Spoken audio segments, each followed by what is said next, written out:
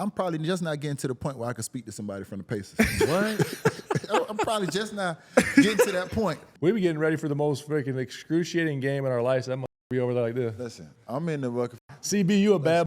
Everybody over there trying to break it up, and D-Wade on the other side shooting free throws. I'm not getting in that. Why? I saw you try to get in there. I saw big fella drag three people around the gym. He threw me the out the way. I was like, nah, gotta get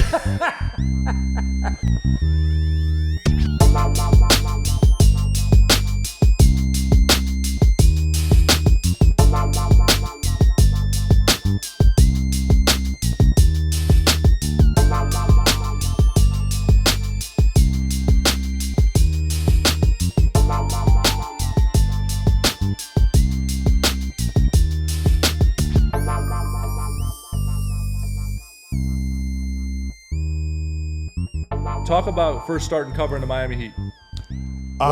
What just the transitions of all the stuff, all Miami.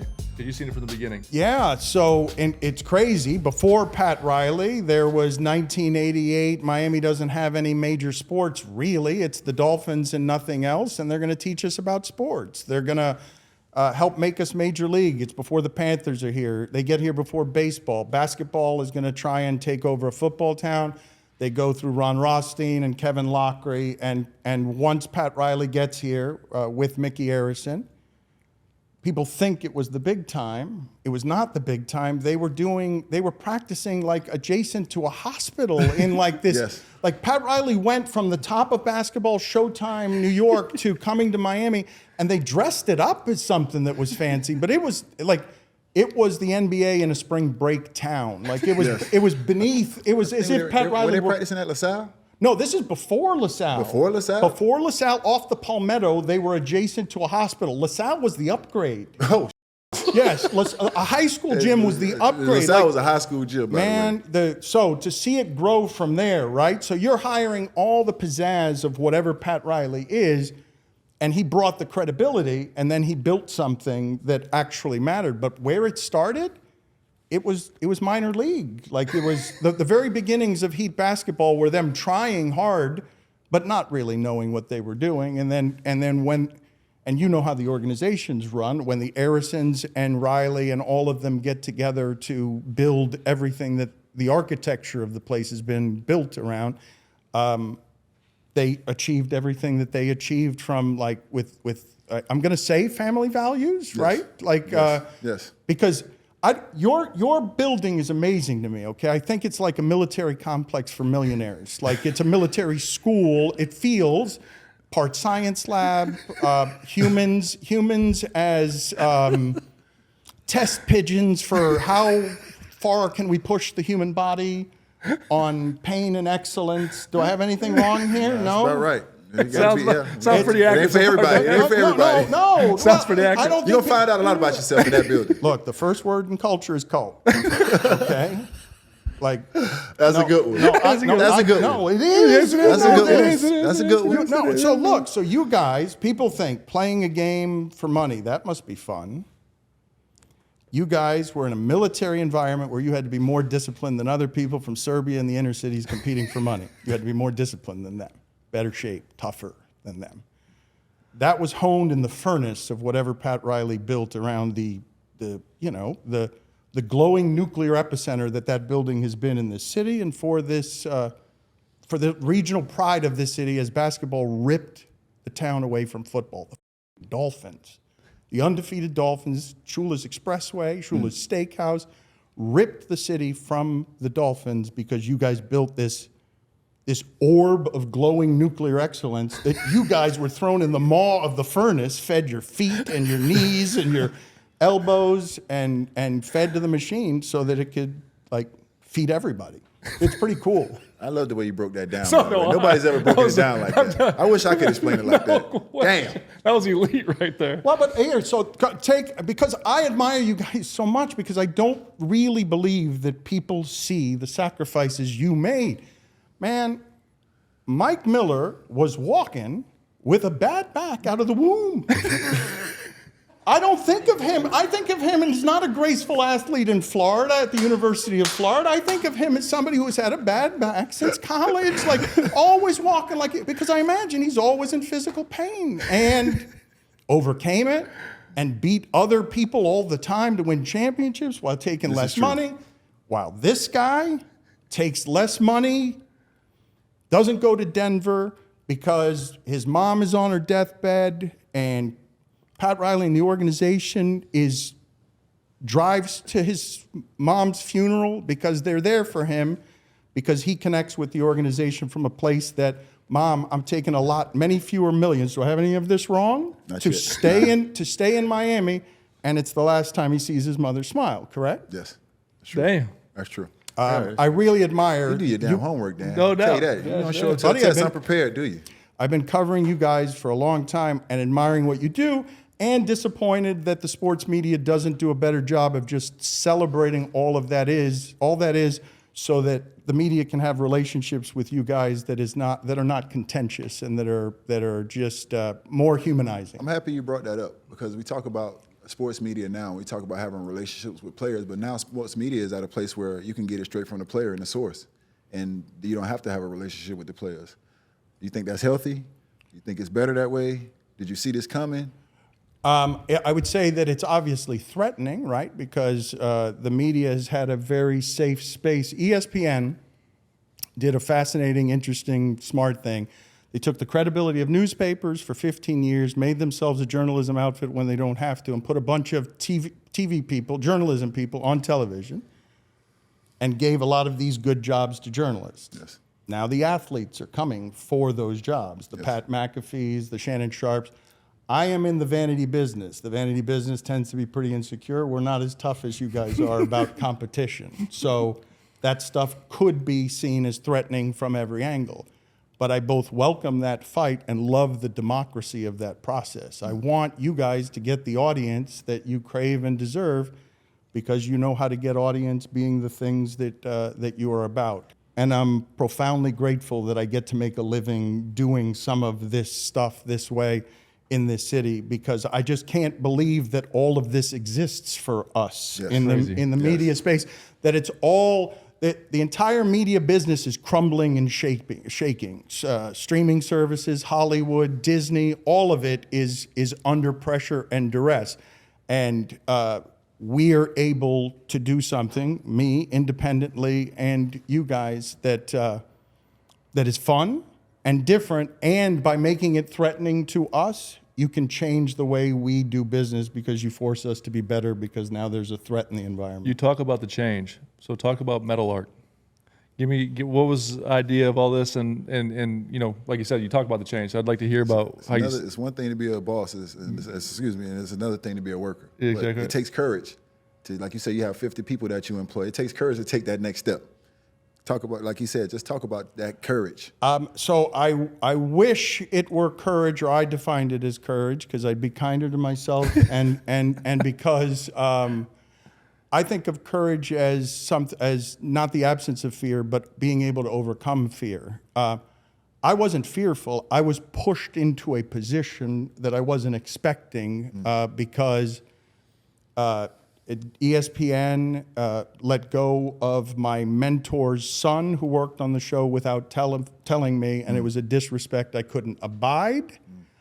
And so I left the ESPN, but I didn't think of it as courageous. I just thought of it as sort of duty bound. Like, if you're going to rent my father's accent because you underserved the Hispanic demographic and need a Latin television show, you're not going to think that you also own my voice when you rent his accent. And so I had to leave, and so I don't know if you guys have ever had principled fights that you don't think of as brave just because you just have to do something. We call that standing on business. You said it so much better We call than me. that standing on business, I Dan. used so many words to say something. We call that standing on business. I wish I said it that way. That's what you did. Yeah. You stood on business. Yeah. For So, sure. so you asked me, I'm not a business person. I don't, This is now scary because I have the responsibility of people I care about. But that's also the beautiful part, right? Like it can be the responsibility, or I've built a media company in Miami that exists even as media companies shake, and they know that we've got a solid thing. And our listeners also know. See, this is what I'd like for you guys to build, where they really see the treasure of who it is you are and what your relationship is. Our listeners in our audience went with us, at least in part because they knew that we were the show that if you let go of one of us, we're all going. And when you connect with your entertainment vehicle from there, in this streaming environment, right? We got an army that'll follow us anywhere for 3 hours a day because they're like, no, I ride with these anywhere. That's because you stand on business. It is a high honor to get that from you guys. I cannot tell you how ridiculous I feel getting that flattery from you two people. It's true. Thank you. You don't know how much that honors me. I feel like I'm living in a cartoon right now. I mean, oftentimes we see people in a situation, bro, and when it comes to money, people sell the things they values and things go out the window. So I got to commend you for that, bro, because that's not the norm anymore these days. You know what I'm saying? The morals, you know, having compassion for people in certain situations and all those different things. Nobody takes that into consideration anymore. You know, I'm gonna follow the money. Where the money lead me? You know what I'm saying? I don't care about this. I don't care about that. And a lot of times we throw our morals and the way we was raised out of the window when it comes to money. So I commend you for that. You know what I'm saying? I don't know if you think it was courageous, but I think it was. I thank you for that. I just didn't, there wasn't a choice. It didn't feel like it was a choice to conquer my fears. It just sort of felt like you have to take care of your own. I would imagine, based on what I've seen of you two playing together, going through the fire together, and doing this together, I would imagine that this man is a brother to you. He is not, it's not family in some sort of way that everyone says family, and not even like other teammates. Yes. Not even like that this is a level of brotherhood that will be forever. For sure. Yeah, we almost named the show Ebony and Ivory. No. We did. That was one of the top. That was one of the names. We was like, they gonna think we soft. We probably don't want to start with that. But we almost used that. We almost used that. This slightly less soft than Ebony and Ivory. Yeah. I was gonna actually ask you guys what was the second name choice before you settled on Ebony and Ivory. Our wives was really pushing for that shit. Our wives was pushing that shit hard, man. I mean, my wife don't even talk to me in the morning, and she was slipping that shit in. I was like, yeah, okay, now we friends because you want something. Baseball fans, summer is in full swing and the season is heating up. From mid-season rivalries to breakout performances, every game is packed with drama. There's no better time to jump in with my partners at DraftKings Sportsbook. Right now, new customers who bet just $5 get $150 in bonus bets instantly. Whether it's towering home runs or clutch strikeouts, you won't want to miss a moment. Download the DraftKings Sportsbook app and sign up using my promo code OGs. The crown is yours. Stay in on the action and use your $150 in bonus bets on DraftKings same-game parlays for a shot at an even bigger payout. Combine multiple bets together from the same game. Love the thrill of live betting? DraftKings has got you covered. Bet live in-progress games right as they happen, making watching the game that much more exciting. If sports betting is not yet available in your state, don't worry. You can still join in on all the fun with DraftKings Pick 6 and have the shot to win cash prizes. Download the DraftKings Sportsbook app now. New customers use my promo code OGs and bet just $5 on any wager and get $150 in bonus bets instantly. That's promo code OGs only at DraftKings Sportsbook.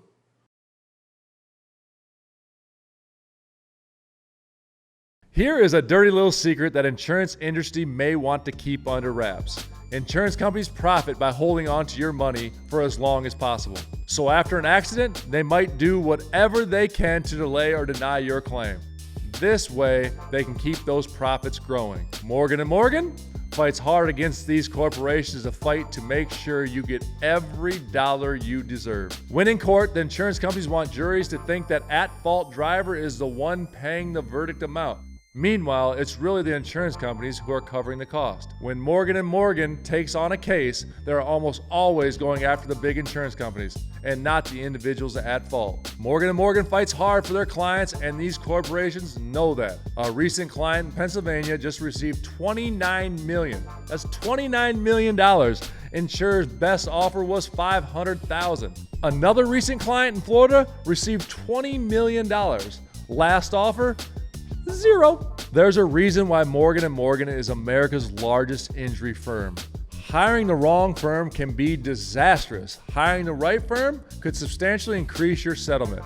With Morgan & Morgan, it's easy to get started, and their fee is free unless they win. Just visit forthepeople.com/OGs or dial #law 529. That's forthepeople.com/OGs or dial #law 529. This, my friends, is a paid advertisement. I'm watching the game the other night, and you're mic'd up, and I'm seeing you be more vocal than you've ever been. Was that uncomfortable for you to get out of that shell, or is that something now that you're growing into a leader, a father? You know what I'm saying, being your best version on the basketball court. Is that something that you look to do now? Is be more vocal? Is that natural for you? Or is that still a little uncomfortable, hard? It's a little bit more natural now because I've gotten more comfortable to do it, and like I always. Like on my high school team and college teams, I know those are different levels, but I was always the leader on those teams too. So just honestly, just being in the league for 4 or 5 years, watching you, watching Jimmy, watching Bam, watching everyone who's came through, even we've had Jay Crowder, PJ Tucker, Kyle Lowry, like a bunch of older guys, Goran, Iguodala, like a bunch of different vets that I could like watch how they lead, how they talk to different guys. How you may lead with this guy is going to be different from this guy. So, Great point. So just like watching everybody, I was slowly taking my notes in my head and just trying to build my own way.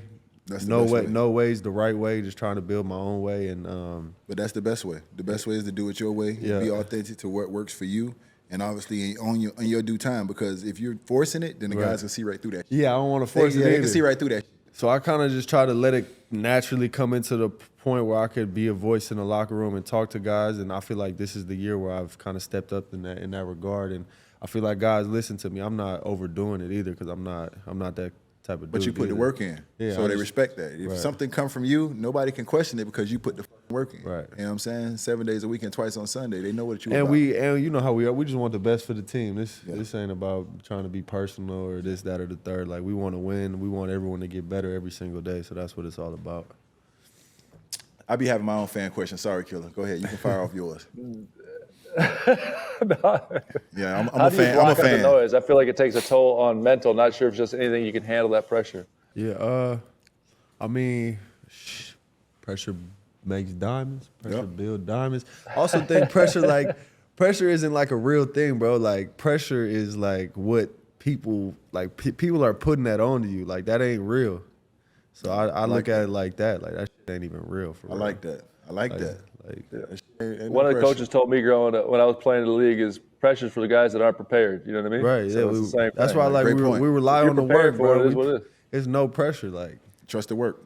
yeah, we just shot 500 shots last night. We coming to play the game, bro. There can't be that much pressure on this shot. Great point. Great point for all you kids at home.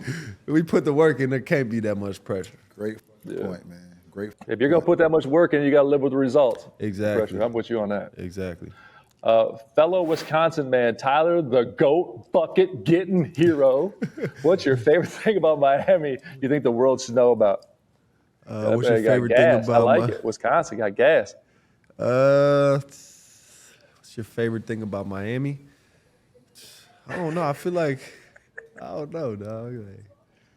Need some help. UD, what's your favorite thing about Miami. You know, Tyler, you ain't getting this question. I'm getting UD. What's your favorite thing about Miami? Yeah, you know it better than me. My favorite thing about Miami? We barbecue on Christmas. The weather, the barbecue on Christmas. You can't do that nowhere else. The weather. Right. Where else in the world can you break out your grill and have your family over outside and barbecue on Christmas? Everywhere else, you shoveling snow, your ass freezing, shaking like a Chevy outside. You can't do that nowhere else in the world. That's you true. come down here in Miami, we barbecue on Christmas, baby. We get it on out here. Yeah, we just played in Toronto, Boston. It was like 25 degrees back to back. Then we come straight back down to Miami. It's 75. Hell yeah. Listen, we bust out the grills on Christmas with 3 the in the DJs morning. at the park. We getting it on. Kids get the gifts, all that. We doing it all. Yeah. We ain't got to worry about that. That's another thing. How the you play basketball in West Coast? You must shovel snow half the year.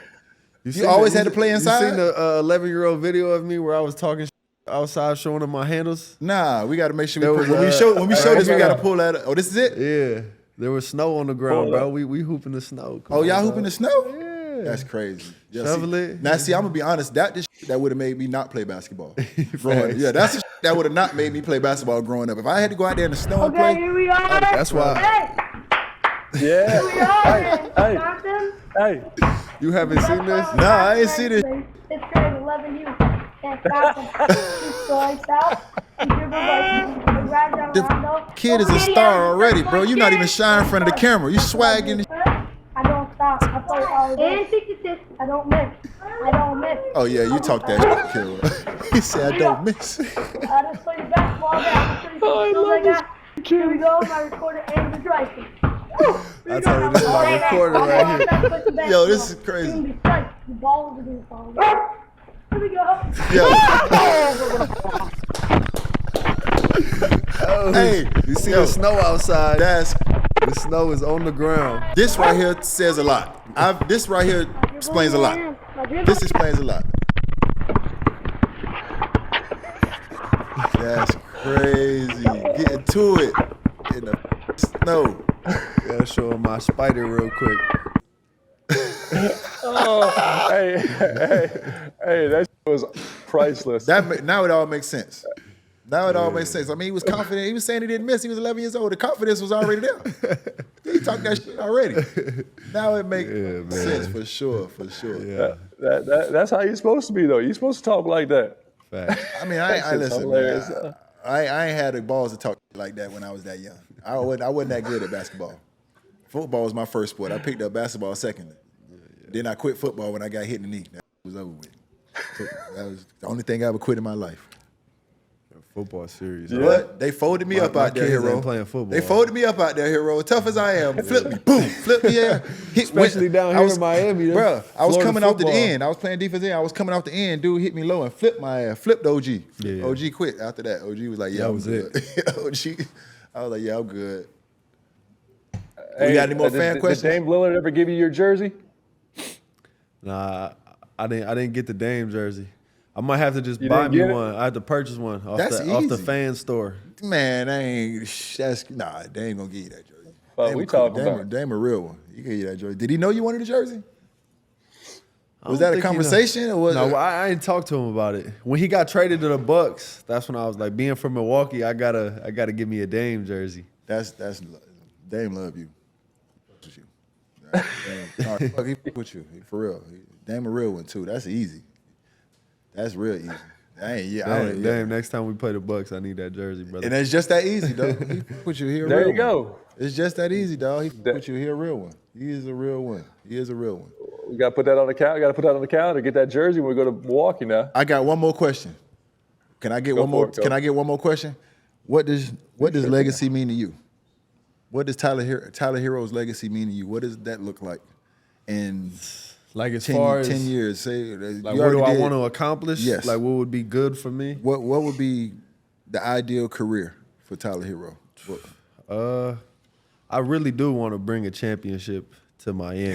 Yes. I feel like just I don't know if this is the right reason, but like obviously winning the championship, but I just can't imagine, bro, a parade down Biscayne, bro. That like I can see it, bro, and I just want to feel it. I know that would be crazy. Oh, it's amazing. So that for sure. Obviously, I won't even say a multiple. I just want to be an all-star at some point.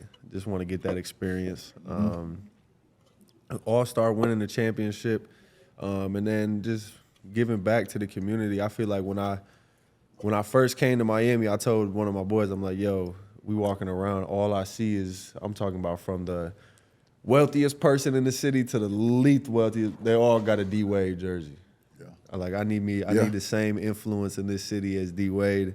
obviously not as much because of how much he's done, and this is Wade County at the end of the day. Somebody always set the standard, but somebody always come along and surpass it. No, but I used to walk around when I was 19, 20 in Miami. I'm like, bro, I want to make sure everyone in this city has a Herro jersey by the time it's done. So that's love. So like that's what I want. That's love. That's yeah. love. Well, I'm gonna tell you one thing. I want to be the old that show up on ring night and however it was. I ain't gonna lie, I was a little jealous. I was a little jealous watching for the Celtics. I want to be the old motherfucker that show up on ring night. And I want to see you in the finals sitting courtside talking shit on the yes, baseline. I want to be that. I want to be that old. That's the old I want to be, showing up to the games and like that in the finals and talk my shit. Hell nothing yeah. for nothing, man. I just want it for y'all, bro. I have had my time. I've had my fun, but I want to see y'all hang that banner because I know how hard you work. I know what y'all put into it, man. So I appreciate you for coming on. Hey, Tyler, before we get you out of here, though, because it's not in the locker room no more, UD, give him some OG advice on the way out, will you please? I'm still in the locker room. You don't see Bam bust my lip today? Yeah, hold up now. I told you, he spoke to us yesterday. That's why we beat the Lakers like bust that. My lip. Yeah, I spoke to him before the Lakers. Bam bust my lip. I'm still in the locker room, man. Come on, man. Why did he bust your lip for? I was practicing. He ain't just punch me in the mouth. Don't do that. I was practicing. Yeah, don't do that. He ain't just punch me in the mouth. I was practicing with him, and he hit me in my mouth accidentally in a drill. Oh, it was accidental? Yeah, it was accidental. Okay. Listen. We'll go with that. What's my OG advice for the day? Yeah, what's your OG advice for the day? OG advice for the day. Like Herro said, he was able to take a little bit from myself. He was able to take a little bit from Kyle. He was able to take a little bit from Jimmy, Bam, and he was able to implement that in the things that he do today. So if you're around greatness, make sure you soak it up. Right. Make sure you take something from greatness. Make sure you learn something from greatness. Make sure you absorb something from greatness. You'll be a fool not to. And try to surround yourself with greatness. Beautiful. Love that. Right. Love that. Coming from a young man. Coming from a young man. And before we leave, we do got to show little flowers to turn the OG into a club. Christian, run that track for me real quick, will you please? What we got going on? Y'all got some more for me? Y'all better not be messing with me again. No, you get three joke maximum. You done already fired off two. No, this is for him because this is dope. Go ahead. Oh, Christian playing it? Turn that shit up. I got to hear it. I got my cup of mud. Got my cup of mud. Cup of mud. Got my cup of mud. I already know. I already know what we going with. Hey, Herro, we got. All three of us got our name in the song. Me, you, and Mike. You know what I'm saying? That's when you made it. So listen. Drugs, money. Drewski is fascinating to me. Boy, he is hilarious. What he's been able to do. That is crazy. Yeah, nothing but respect. Drewski, hilarious. Cut it. So me, you, and Mike all got our name. Me and you and Mike all got our name in songs. Yeah. Just so you know, Mike got his name in the song. I got my name in a couple. As an athlete, now this is the last thing. As an athlete, we have so much success on the basketball court. 25,000 people yelling our name in arenas. We on TV. But how does it feel when you hear your name in a rap song? That's the different. That's a little vibe, right? It's different. That hit different as an athlete. I can have bro. it could be a nobody rapper as long as he says my name in the rap song. It's different. I don't even need to know who it is. Like I just gotta hear my name. That getting played the next day in the whip. You don't know who it is. I got one I just downloaded. The next day in the whip. I'm like, yeah, this is hard.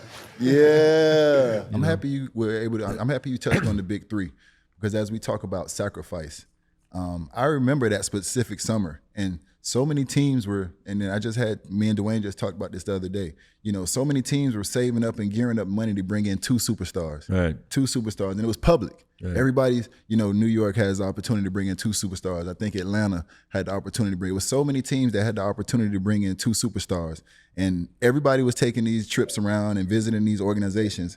And I didn't know this, but Dwayne told me this. It was never out in the public. It was never out in the open. But then it kind of got to Dwayne and that Miami has the opportunity to sign 3 stars. The great Andy Ellisberg. We have to give him his flowers. Absolutely. Well, in 2006, the year that we won the title was the year that LeBron and Dwayne and Chris Bosh all signed their extensions. Mm-hmm. It's not a coincidence they're all represented by CAA. Yes, so they all signed. True. And then we took the contracts. We took a look at the contracts with options and all that stuff, and we saw that each one of them would be free agents in 2010. So I said, Andy, okay, we got this 3-4 years from now. I said, unless we trade for one of them, I think one day we might have an opportunity to sit at the table with LeBron, with Chris and Dwayne, or all three of them. And so from that day on, Andy went to work making sure that we would have the cap space in 2010 to sign all three of them. And a lot of people said, well, the Heat can't sign three of them. The people forgot that one of them was ours. That we had, they had bird rights on Dwayne, so we could sign him last. And so a lot of people didn't think that we were ever going to be able to get all three of them. And I was confident because, look at LeBron was banging his head against the wall for 7 years in Cleveland, getting to the finals, doing everything he could do. Yes. They just couldn't beat certain teams, at the time. Chris was doing the same thing for 7 years, beating his head against the wall, Toronto, and playing great and trying to win. Great. Dwayne had won one, and so this was an opportunity for these players in their prime, 25, 27, to come together, and then to have you and get Mike, that first year. I still think we should have won the first year, but anyhow, you go back and you look at it, but Andy has been a person who not only knows talent, but he, basketball operations, the operations, manual and how you're running your organization, cap, what's going on today. You need somebody, a scientific mathematician to understand the cap today. But Mandy is great. Andy's great, and he's really been so important to me. But that was just getting those three, and to have that summer, I never forget. That's when the term came out. A guy by the name of Stephen Covey wrote a book called First Things First, and so and out of that book, the very first line in that book was, the main thing is to make sure the main thing remains the main thing. And so when I pitched that to LeBron and Leon Rose and Maverick Carter and Randy Mims, we're all in a room together we're trying to recruit them. That was our pitch. And when I said that, Maverick looked at LeBron and whispered to him, like, I know that book. It's called First Things First. I think Maverick had already read the book himself, but it was a great day for us. Man. I mean, it's when we got Zoe, okay, and then we got PJ and Dan Marley and Tim Hardaway. We had that group with Keith Askins. That year. That's right. That was a hell of a team. And then when we got, we built that young team, and then we got Shaq, and get the big three. We had a really good run. Man, absolute run. How was it kept so quiet though? Because everybody was all over ESPN, and nobody was speaking about Miami having an opportunity for three. Yeah. How did you? How was we it? Knew it. You guys knew. We knew it. Everybody, and Dwayne knew it. I said, Dwayne, you're the linchpin here. I said, don't you think about going back to Chicago? He said, I said, it's not about. We're going to give you. We had 48 million or whatever it was. Everybody was going to get 16.6. That's what the max was. Yes. Today they get 50. Man, crazy. But that was a lot back then. 16.6. Yeah. So we had enough room for three guys and Mike, and we had to trade. Michael Beasley. I love Mike. Yes. I think Mike, with you group of guys, you see, you would have brought him along in a great way. He might have led the team in scoring. Ain't no doubt. Buckets. What the hell? I ain't never seen nothing like it. But we had five guys that we could start that team with, and then we started adding a bunch of minimums and stuff like that. But it wasn't until we got Shane and then Ray and Chris Anderson and Bird. The Birdman. Yeah. Can you talk about how good Chris Bosh was? Because we're huge on this podcast about just giving Chris his flowers. Yeah. You know what I'm saying? Because I don't think people understand. And I think the generation behind Bam, they get on my damn nerves. I hate them. Because they made a comment the other day that Chris Bosh is closer to Nick Claxton than he is to, what's the guy in L.A.? I'm having a brain freeze. Anthony Davis. Anthony Davis. Oh, Anthony Davis. The generation said that Chris Bosh is closer to Nick Claxton. No disrespect, Nick Claxton. I love your work ethic. I love what you do for your team. But they said Chris Bosh is closer to Nick Claxton than he is to Anthony Davis. Yeah. And the pissed me off. Yeah. I don't think this generation understands how really good of a basketball player Chris Bosh was. Yeah, he's one of a kind. He's unique as a 7-footer. You know, Yes. I remember scouting him at Georgia Tech and you know, knew the coach down there and everything. But you know, when he went to Toronto, if you think about him, was really one of the first prototype, you know, stretch bigs, and could also score inside. Yes. Incredibly high IQ guy, and just a great player. So when you put a guy in that kind of category, and then he comes to Miami with LeBron and Dwayne, and he was the guy. The three of them really had some issues. Yeah. They had to deal with those issues, you Yes, know. And I talked to him, you know, after that first year, and I said, "You guys got to work this stuff out.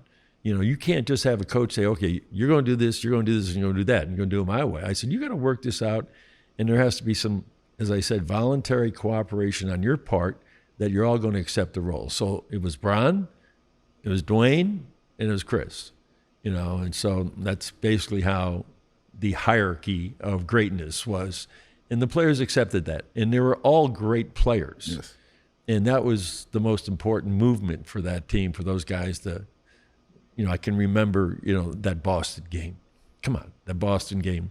When I think it was Paul Pierce drilled one in LeBron's face, took us back to the 7th game. Yeah. LeBron went for 40, 45 or 17 or something, you know. I mean, these guys had incredible games. And so Chris, you know, with the big rebound to Ray Allen and the big block for Danny Green, you know, and Mike going on a run of threes and Shane going on a run of threes and Dwayne being who Dwayne is. The most fun part of that team for me, I loved it because I wasn't coaching at the time, but the most fun part of it was when we got out on the break. Ooh, yeah. And Dwayne was on one wing, and and then Dwayne would be throwing these lobs, and then Dwayne would go out of bounds like this, and LeBron would be dunking it, you know. So it reminded me of Showtime in a lot of ways with those three players. But Chris was, without a doubt, if those two players were the real keys, Chris was the one that was the straw that stirred the drink because he sacrificed the most. I agree. Yeah, it really was. Man, I don't know. I did the Redeem Team documentary. I was a part of the production crew of that, and we got to tell a lot of stories. And the favorite would always be Kobe. Yeah. It'd always be about Kobe, bro. And it's just really you hear about someone's work. You hear about that what was he called himself? I forget what he called himself, but you hear about that beast, right? You hear about that inner beast, that Mamba, but you don't really know because he in LA and you don't get to see it. Mm-hmm. We got to see it. Yeah. We got to see it, and I was like, oh, he different, right? Like I saw somebody who was different. Like I saw things in him that I was like, I have those things, but I also saw a difference. Yeah. And I was like, this is why he is great as he is. And so my favorite. This before or after you broke his nose? This was. I'm just asking. I don't know. I'm trying to think. Because you broke his nose in the All-Star game, which nobody does. Nobody breaks nobody's nose in the All-Star game. I'm just saying. I think this was before. I think we were cool. We were because me and Cole got real cool, and it was really from that competitiveness. We got cool in the Olympics because, like I said, I would see him in the morning. We talk about on the Redeem Team, Cole would work out and get up early and do all these things. And I was on the same regimen because I was coming back from my injury, and Tim Grover wasn't playing those games, and so I was in the gym a lot with Cole in the mornings, and I got a chance to like experience that guy. Like I went around MJ, I've been around Brian, I've been around Cole, and I got a chance to experience these two different beasts in a whole different way. And I appreciate it. I appreciate him so much. So he was my favorite in the Olympics, man. I was like a magnet anytime I got a chance to be around Cole because I'm just soaking it up. And he's one of my favorite players. No doubt, man. You know what I'm saying? So my favorite Olympic story will always be anything dealing with Kobe Bryant, man. So for the people at home, D-Wade say he might almost want to fight and he ain't really want to fight, but he will you up. I will. I care. I don't give a you up now. He'll you man, up. well, Kobe ain't hit it to I see how Cole was me up in the All-Star game. People don't understand that. We don't ever talk about that side of it. Cole was doing stuff to me, and I told him, like, Cole, bro, stop. What you doing? Now, I didn't try to, like I told him, now, you don't try to break nobody's nose, but I did try to foul him. I definitely tried to foul him in the All-Star game. I was like, I let him go. And then I hit him, and he got me, though. He got me back that next game. Oh, he gonna get you. Well, he died. When I tell got you, your ass back. well, I knew he was gonna get me back. That's the thing. It wasn't no shock because I heard his tone when I called him. He was too calm. I was like, yeah, this ain't good. This ain't good. And we had an early game in LA. This ain't good. I can't play early games in LA. Not that 12 o'clock. What? The 12 o'clock? Them were brutal, wasn't they? Oh, man, I looked down there at the other end. I'm still trying to get loose. He got that mask on, going to full sweat. I said, he about to. Shane, you ain't guarding him tonight? Matter of fact, let me tell you a quick story that what Spo did to me. So we go to play the Lakers. This is right after that. And it's an early game. We're doing a walkthrough in the ballroom. And Spo was like, Shane, I want you to start on Kobe. So I'm like, cool. I get to kind of warm up into the game, and then I get on him, but I got to get into the game. We get there late. The bus get there late because we in traffic, battling all the way from Beverly Hills. And we get out, the Spo come out at 35. I ain't got a chance to go out there and do no warm-ups. Spo come in and say, nah, Damn. I thought about it. No, we going right at him. D, you guard him. I say, I'm not prepared. I wasn't ready. That's a mental thing. Real. That's a behind-the-scenes convo. I wasn't ready. And I knew what he was coming with, but I was trying to work myself into the game. Kobe was ready. And so, I will foul you, though. We'll foul you. Yeah. I will. Yeah. I will. I'll pick you up. Give me this one. Not dirty way, just No, not dirty way. you hit me, I'm hit you back. Who's your NBA Mount Rushmore from Arnold, DC? my NBA Mount Rushmore. Is this just my favorite players, or Yes. I mean, this goes. Well, that first of all, and UD will say it on here. What you say on this thing, it's what you like. Yeah, don't be called. Don't be. And it's not a sending shot at us anybody no, else. Why D Wade ain't add this and that? Because it ain't your list. It's his. That's why. Well, yeah, man, I got to pick 4 people. Yep. So it's matters pretty easy. It's gonna be Michael Jordan. No orders, because the orders can get changed. Let's leave the orders out. Yep. Michael Jordan, Kobe Bryant, LeBron James, Shaquille O'Neal. That's mine. Michael Jordan, Kobe Bryant, LeBron James, Shaquille O'Neal. Yeah. And Shaq keep talking to him, I'm gonna put Steph in there and take him out. But I won a championship with you, big fella. I'm with. Hey, G14 classification, baby. Step on your. Yeah. No, but Man, Shaq still owe us Bentleys. Yeah, but we got that chip though. We did get that We chip. got the big fella did us right. Big He fella do told owe us the Bentleys, Big but fellas told us if we win a chip, he was gonna buy us Bentleys. we bought our own. We damn sure did. We went and bought our own. Yeah, back So to we back appreciate you, matching big Bentleys fella, for pulling those up. off the court endorsements, so we can go get that money. That's right. What was your locker room vibe back in 2011 when we lost the Mavs? What was everyone's head like? I'll answer that one. It was miserable. What was the locker room vibe like in 2009? Right after we lost? Yeah, it was miserable. That shit was awful. I was going into surgery. That shit was awful. I was having surgery the I very next day. I had surgery the next day too. I was heading into the hospital, patched up. Yeah, I was sad. Oh, it was brutal. It was brutal. It was banged brutal. up. I mean, y'all know, man. Yeah. Losing, Oh, especially the team we were, and man, we was a show. And we didn't expect to lose. Like, no one expected us to lose. Like, we were in control of it, too. we talk about this. Game 2. Game We're 2. up 17 with like 7 to play. I ain't gonna lie to you, and I never want to think negatively. When I got in the car with my dad on the way home, I said we just lost the finals. Let me tell you something. We went there to change. Yeah, it's a different series. Oh, come on, man. We go read Rum Dum Dum Game 3. Bro, I watched that game recently. I ain't gonna even hold y'all. I don't know. series. I was like, how did we lose this How game? did we lose that game? Different series. Haha. Man. Yeah, I was just driving around. I Tricked remember that it night. off. I was just driving around all night with Tricked no it off. GPS. I had a No car with doubt. no GPS. I was in my Ferrari. It ain't got no GPS. And I ain't know how to get back home. I was still drinking Hennessy then. I was lost. I was still drinking that Hennessy. You was on the Hennessy? Yeah, I was still on the I was Hennessy. lost in my I Ferrari probably had a somewhere black in and Florida. mild too. I don't know. Hennessy and a black. That's how I spent losing in the finals. Listen, I see one of the questions was one of my favorite Miami Heat stories, and I'm gonna tell you what one of my favorite stories is. That time when Rouse and Big Fella got into it, and everybody tried to break it up except for you. Nope. Everybody over there trying to break it up, and D Wade on the other side shooting free throws. I'm not getting in that. I say, why? They done fighting. First of all, they weren't fighting. I didn't think they was fighting. Plus, Shaq, man, did you see I saw you try to get in there. I saw Big Fella drag 3 people around the He gym. threw me the out the way. I was like, nah, I got a game. I got this game. I got to hit these. Bro, everybody down there trying to break it up. He the only one down there by himself. They got going on. Hey, y'all handle Hey, it. it Y'all was handle it. mayhem going on in that gym at that moment. It was Remember, Jay Will had just got kicked out right before. Yeah, he just knocked over the Jay Will bubblicious knocked- on his way out. Jay Will knocked over all the He bubble kicked gum all on the the way bubble out. gum all on the floor. Shaq, Pat, get the out. Don't ever come back. Bro, that was crazy, dog. But I was just like, well, I don't think they're going to fight. I didn't think Shaq was going to hit Pat.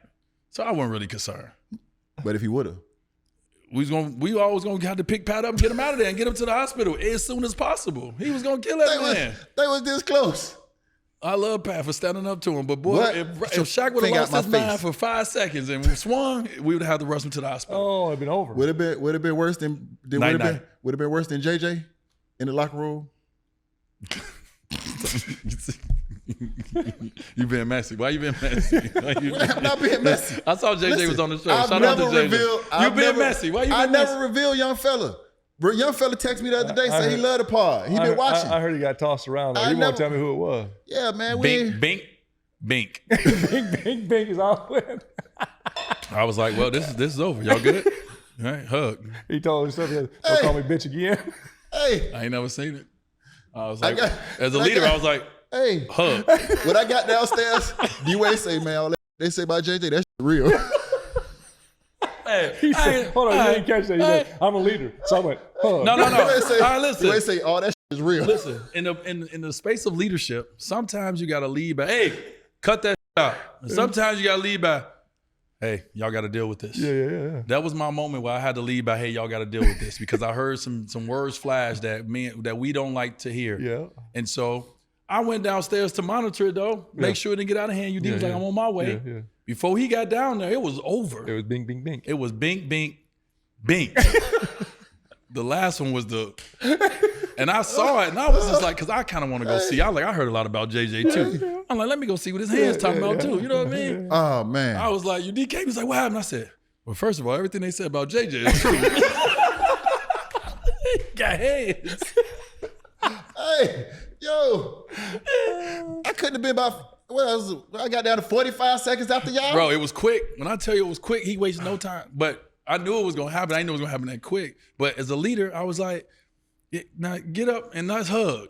That's good. Yeah, hug. That's All how it's right, supposed to we be. cool. Like, no, we still gonna, we guys. Like, Yeah. this is man Yeah. that needs Yeah. to be handled. Yeah. Y'all handle it. You It's were cool. out, you were out of Hug, pocket. let's He move figured on. it out. No, he was out of pocket. Yeah, you were out of pocket. You got to figure it out. Now we got to move on. We moved on. Now, another question. I think one of the questions Bing, was bing, me and you. I think one of the questions was me and you arguing. Me and you getting into it, I think was one of the questions. You talk about when you got mad at me for slapping the shoe out your hand and he had broke his finger, it hurt his finger. So who was the guard? Lynn Sandy. Was it Jeremy Lin? Was it Jeremy? No, I wasn't Jeremy Lin. I think it was. He was in Charlotte. DeWay had just broke his finger or something. So Yeah, we I going had through a play. I'm blitzing Jeremy Lin. Yeah, it's right here. I'm broke. blitzing. You want to bring up your finger? Who? It's broke. Jeremy Lin. So we blitzing Jeremy Lin, trapping him. I think he called timeout, but his shoe came off. So he walking to get his shoe, and D-Wade pick it up to give it to him. I'm in the, you know me, I'm just crazy. I just slapped D-Wade's hand and slapped the shoe out his hand. But he already, I ain't forgot he done fucked his finger up. He was so mad at me. I wanted to cry. He was so mad at me. Hey, you already sitting there like, please nobody hit my finger. Please nobody hit my finger. And he slapped. No, you see these Oh, hands? no, those are paws too. You see Those these are hands? paws, yeah. Man, he slapped my hand so fast, dog. First of all, he made me feel like I was 5. The first thing. He sunned you with it. First he sunned me. Then after that, I was hurt at the same time. Man, But once we again, got- I we didn't got into know the- how to do both. We got, me and you did get, yeah, we got into it, man. I mean, respectfully, but we two leaders on this team. And sometimes we ain't gonna see eye to eye on something. And I'm stubborn. Yeah, he's very angry at me about that. Yeah, no, but outside of that, we've had moments where I'm stubborn on something and you stubborn on something. We got to come back later and be like, all right, my boy, you're right. I was a little late on that. But now it's been moments we in the heat of battle. I'm like, Remember that time man, we argued? We argued the whole time out. The Spo just sat yeah, there with the clipboard. we argued the whole time out. What was just like this? Then me and this motherfucker argued Back the and whole forth. time out. But once the conversation was over, we went out on the court. We did what we were supposed to do. And then we go back later and be like, yeah, you're right, my boy. I was a little late. I was tripping. You know what I mean? I was late on that. My bad. I was supposed to have been there quicker. Now you get traded to Indiana. They trade you for Paul George. Yeah. Here go the keys to the car, motherfucker. Yeah. Here go the keys to the car. This is what you wanted. This is what you wanted. So now, even though you didn't hear about it through your agent, even though you had to read about on your phone? Are you excited about this move? You know, when I first got traded there, I didn't know what to expect, honestly. I was like, I didn't know what to feel because it was like I got traded again.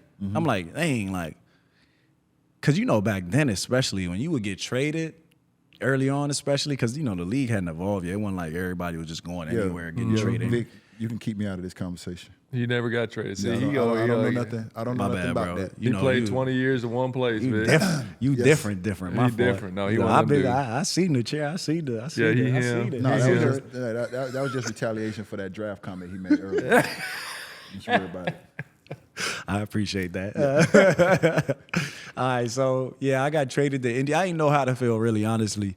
You know, I was going back to where I went to school at. And, you know, I didn't know how to feel because, honestly, I felt so disrespected. Like, it's like, man, I thought I was the number 2 pick. I thought people actually wanted me places, you know? And then, you know, as a young kid, you know, especially me, you know, I ain't got no big brother. I don't got somebody who used to play in the league. I don't have those things in my camp. My camp is it's set up a little different. So I was taking those blows really by myself. And, you know, trying to figure out, okay, what do I do next? Like, how am I supposed to approach this next? And, you know, I was just like, okay, y'all finna wake me up. That's fine. That's cool. I'm going back to Indy.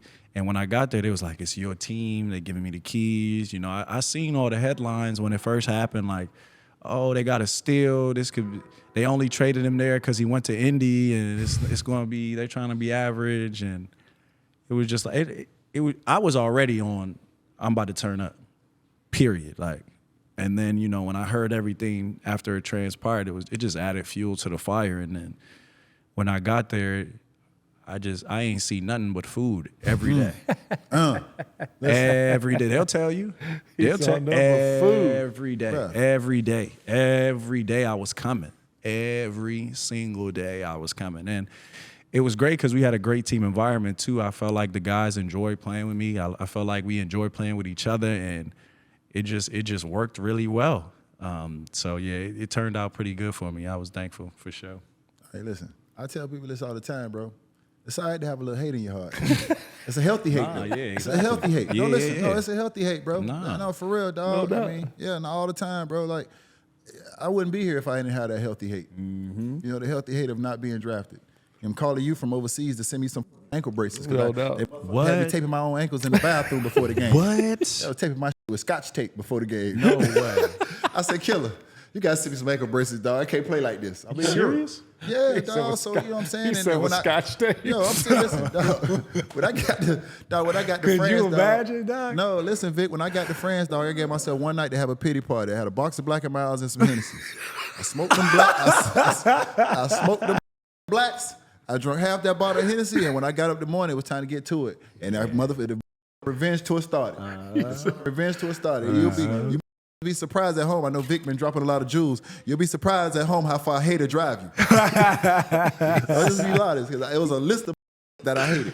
Yeah. You know what I'm saying? And once again, it was healthy. You know, it drove me, it brought inside of me, it brought out of me that I didn't know I had. No, that's he said he Scotch tape. No, listen, Killer, you had to send me ankle braces. You remember that? Killer.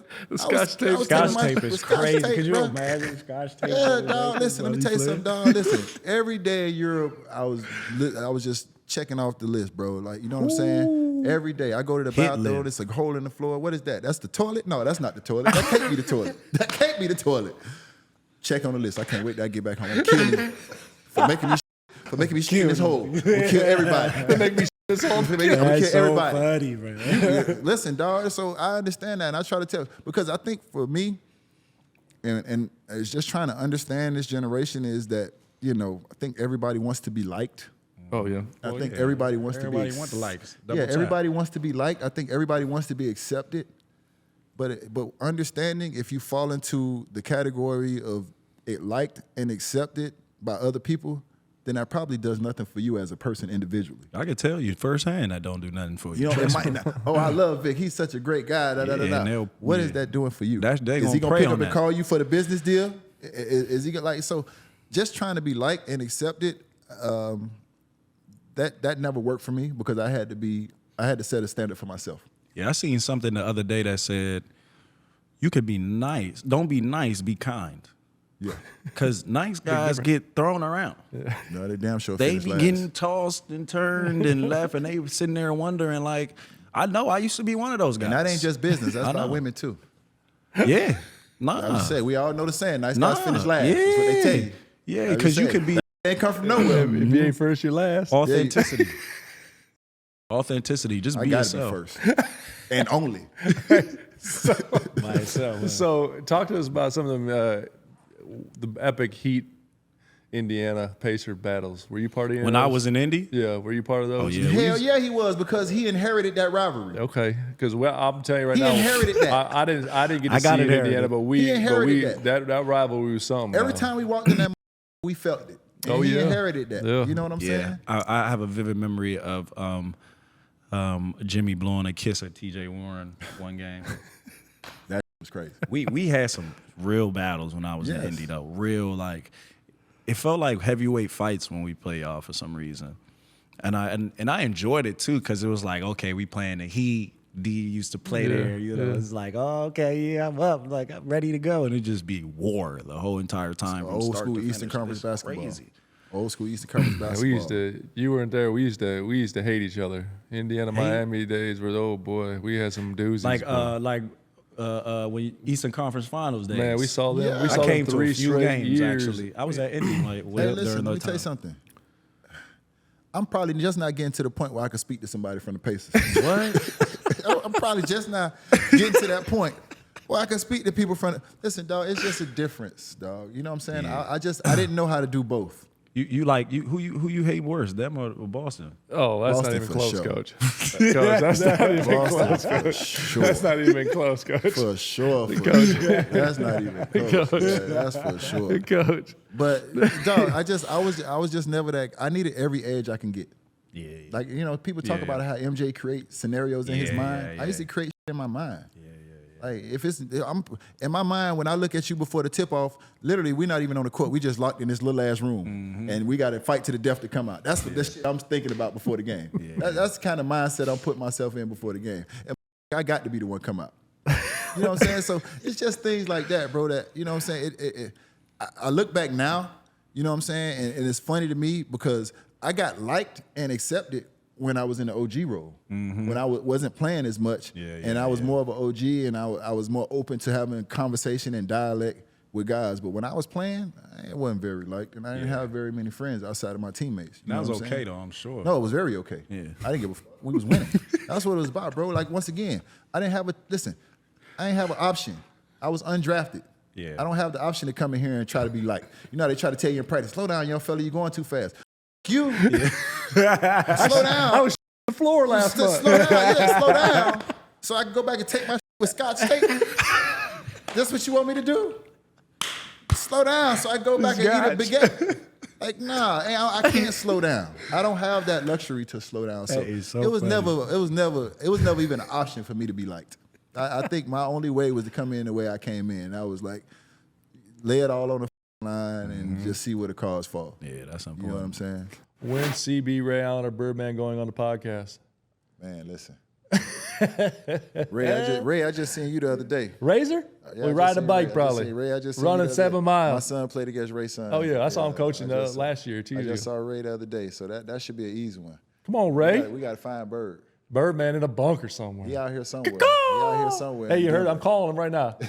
He probably heard you too. He's like, come flying in You here got that right now. bird flap. We're in CB. We got to find CB. Oh, yeah. It might be harder to find CB. We than got Bird. we got to dust him off. It might be harder to find I'm going to tell CB you than right now, Bird. I ain't going to lie to you. I want to dust him off. I want to talk to him about the books he used to read in the locker room. We be getting ready for the most freaking excruciating game in our lives. That must be over there like this. Listen, I'm in the locker room. I said, damn, this ain't got a care in the world. I'm in the And go out and ball out. CB, you a bad boy. locker room, listen to Tupac, Me Against the World, All Eyes on Me, No Limit, them other.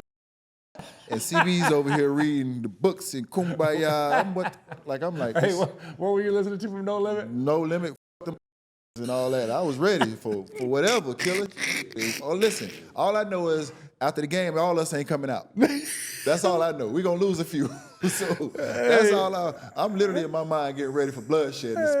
CB's over there reading Allen Poe and Edgar Allan Poe. And shit. I'm like, I don't understand, but whatever you need, dog. Whatever you need, CB, let's go. You ain't like, hey, but guess For what? He real. was a savage when a tip. Yeah, I mean, but everybody had, and everybody had their own thing. That's Remember what I'm Shane? saying. Yes, that's why. Yes, go ahead and talk about Shane real quick. 'Cause I'm going to touch Shane on over there reading analyticals. Yeah. I'm like, F them numbers, Shane. It's time to cut a bitch throat out here. But everybody had their own way that they got ready to go out there and perform. Yeah. And it was interesting to see Brian put his headband on 15 times. Yeah, 15. Brian, it's all right. It's straight this time. You ain't got to do it no more. Fold his clothes 36 times. Fold his clothes. And that was crazy. Hey, I'm telling you though, man, it goes back to what we said, man. It was a gumbo of routines and habits. Everyone was different, and if you sat back and you saw it, like you see every human's different. Birdman would be energetic and crazy. Man, let me get that cup of mud. Let me get that mud. Every time you walk in, use a cold ass honky. Let me get that mud. Vente, 4 shots. I already tell you what it is. Chai tea latte. Goddamn. Vente, 4 shots, 5 pumps hazelnut, 5 pumps vanilla. Yep. It was 2% milk, man. 140 degrees, dog. Extra hot. I remember that drink like it was yesterday. Let me get that mud. Yes, sir. Yeah, that shit was fun as hell. But with that being said, it's a great question. CB, come on now. Ray, I gotta tap in with you. Come on now. I gotta tap in Birdman. with you. I know you out here somewhere, Ray. My son just played your son the other day now. It's hard to get Birdman though. You don't have a cell phone. You got to send a crow. You got to send a crow to him. I could probably find Bird. People, y'all don't remember me and Bird used to be the Bash Brothers. Yeah, the Bash Brothers. We was planning to be professional wrestlers when we retired. Dog, we was gonna be a tag team. Dog, that'd been an elite tag team first of all. Whooped ass. That'd been an elite tag team. You could have been like our Mean Gene. You could have been like our Mean Gene, dog. We walk out and you walk out beside us with the Mean Gene swag. I would have loved to be Mean Gene. I'm gonna give you a Birdman story. This was crazy. Remember that big ass like 18-wheeler truck thing he had? Yes. That had the freaking semi horn or a train horn on it. God, I'll never forget this, man. He took me to the airport one day after practice. First of all, he's going 175,000 miles an hour. I'd never ride with Bird. And he'd get behind a car like a small Corvette. First of all, you understand how big it was a semi truck basically. Yeah. It barely fit in our parking garage. I don't think it did. I think we had to walk out of the parking garage to get in. We get in it and he's hauling up behind a like a Corvette or a Lamborghini or something. He hits that horn. Oh, I can't imagine the shit that came out of that dude. Right. I said, it scared the shit out of me. I'm in the passenger seat. Man, yeah, I ain't right. Man, Bird. Hey, but that tells you who Birdman is. That's what Birdman did. No, Bird's one of my favorite teammates. Oh, that was my dog. Legend. That was my dog, Miss Bird. Legend. Mike, bro, would you ever consider doing some ESPN sometime? I'll let UD hold that shit down. I did it. He's elite at it. I suck at it. Cut it out. Cut it out. But I appreciate the gas. UD, you're good at that. No, you did it first. How you enjoying it? You did it first. I mean, I like talking sports. I like talking basketball. So, you know, for me, watching the game, I'm going to complain about it anyway. People ain't doing the right shit, so I might as well get paid for it. Yeah, it's hard for me to watch a game of basketball without breaking it down and complaining about the shit that ain't being done right. So, like, if I'm gonna get paid for it, why the fuck not? I just got to put on a suit and be up early in the morning. That's the only part. It's early too. Early. It's early. Early ain't the word. I actually enjoyed ESPN. It was 5 fun. a.m. But it was time to move on. Cracking. Huh? I'm early. I'm up at 5 a.m. Man, that's early. Oh yeah, the car wash starts early now. Yeah, you got to hit that first take. First, you got to get up. You got first take. Then it depends on what the schedule is for the rest of the day. ESPN hits different things like that. But I'm in my element with that camera. Come on, killer. Yeah, you're doing a lead job. It's like work. You're doing a lead job, Coach. I ain't gonna lie to you. I'm glad we talked about you doing ESPN right now because we have a new format and we're about to go out to the Bay Area. We have a new format for All-Star break, for All-Star game. How do you feel about this? Well, I mean, my initial reaction is I'm an old school dude. I love when East West just went out there and bump. But I've also never been an All-Star, so I don't know. You know, and I mean this sincerely. But I want to say something though, because I hear the criticisms. Right? They don't play hard. They don't listen, man. With all due respect, the guys that are in the All-Star game have heavy lifting the entire year. Yes. Right? If you asked your fan base, if you asked your ownership, if you asked everybody, would you want a healthy, good, strong LeBron James at the end of the season, blah, blah, blah? The answer is always going to be yes. Yes, I agree. So, again, it's not fair to me to answer this question because the easy answer as an OG and loving the All-Star games growing up would say, man, just East-West, let's go ride this thing out, let's see who wins. But I also, like I said, never been an All-Star. I was never one of those guys that had to do all. I mean, I had times where I was one of the best players on the team, but it was never like I wasn't at the all-star level. So it wasn't. It's hard. I don't know what their bodies feel like. I don't know where they're at. I mean, my question is, how does this help them play harder? I think Still have the same guys. I think it can. I think it can. The only reason I think it can is because it's to 40. It's not a long ass game, so it's not gonna be grueling and taxing. Killer, they don't be playing no minutes anyway in an All-Star game. But I'm saying though, but I'm saying in this situation here, like the format's dope. It's dope. Listen here, man. I'm old school though. I'm old school. Play hard, drop that 500,000. How you do They win that? every one of them when making they win 60 that million. in-season championship. Every one of them is making 60 They million. still want an extra 500. Yeah, they might the last 8 minutes. You want to? Okay, that's fine. I know, but this If way the right here. if the motherfuckers go for blood the last 8 minutes, then the fans got their money worth. Yeah, I think they go for blood the last 8 minutes now, anyways. I think. No, You don't think so? No, they don't be playing. But I mean, nobody wants to get hurt. Respectfully, I understand it. It's hard. I get it. It's hard. I get it. Because you look at. But I don't understand how changing the format is gonna make them play hard. I don't disagree. If they're not gonna play hard, they're not gonna play hard. Like I think the reality of the situation is we gotta take the All-Star game for what it is. It's a celebration of how good these. Yeah.